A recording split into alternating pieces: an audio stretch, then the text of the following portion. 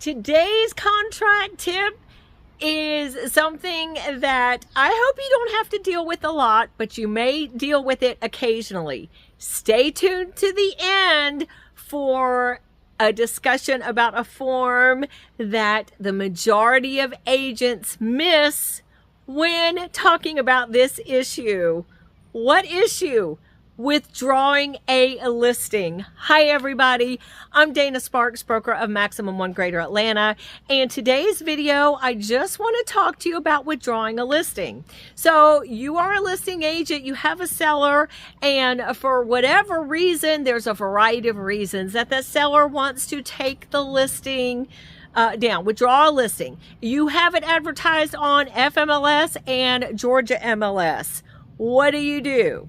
Well, it is very easy to get a property in FMLS and Georgia MLS, but it's a little bit more tricky to take it out of there. You cannot withdraw a listing yourself, and your brokers cannot withdraw a listing themselves. There's a thing in Georgia MLS where they can, but regardless, there are forms that a broker must sign. You must fill out as an agent, and a broker must sign to withdraw a listing from the listing services, and there is a fee.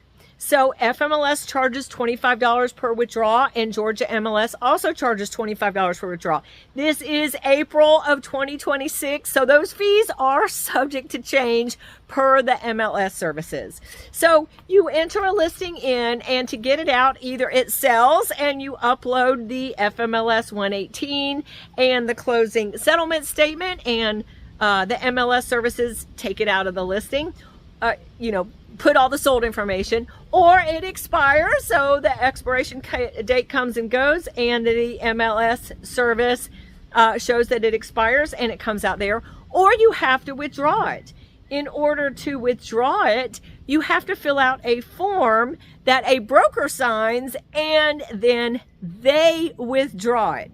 So what are those forms? Well, the FMLS form is FMLS Notice 116, and you fill out the listing number, the address, the seller's names, and the reason for withdrawal.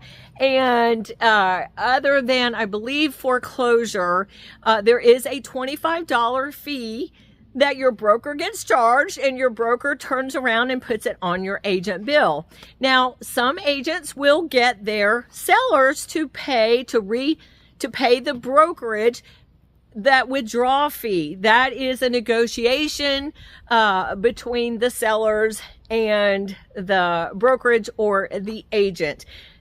A public person cannot pay FMLS or Georgia MLS directly, as they are not members of those MLS services. But they do pay the brokerage, because the brokerage is the one that's going to get the bill, who typically charges the agent for those fees.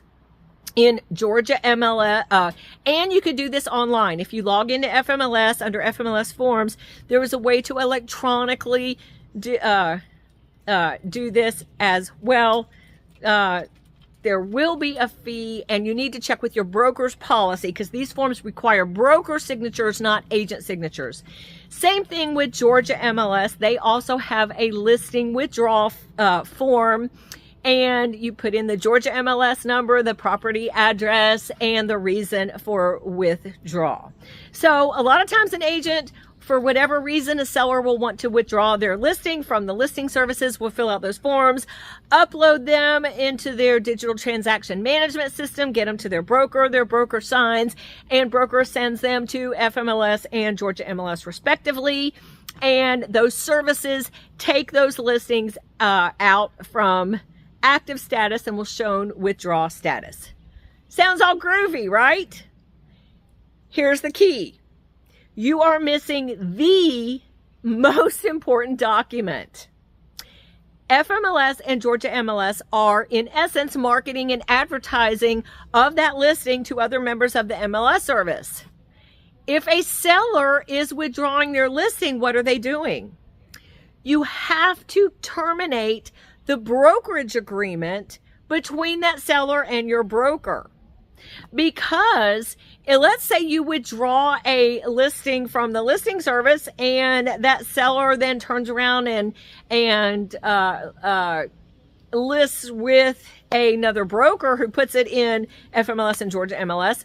Well, you still have a completely intact predated brokerage agreement that has never been withdrawn or terminated either unilaterally or mutually between the brokerage and that seller. So the most important thing to remember is you must terminate that brokerage agreement. Now, there is a mutual, GAR has 2 forms to terminate a brokerage agreement: a mutual termination of brokerage agreement or a unilateral termination of brokerage agreement.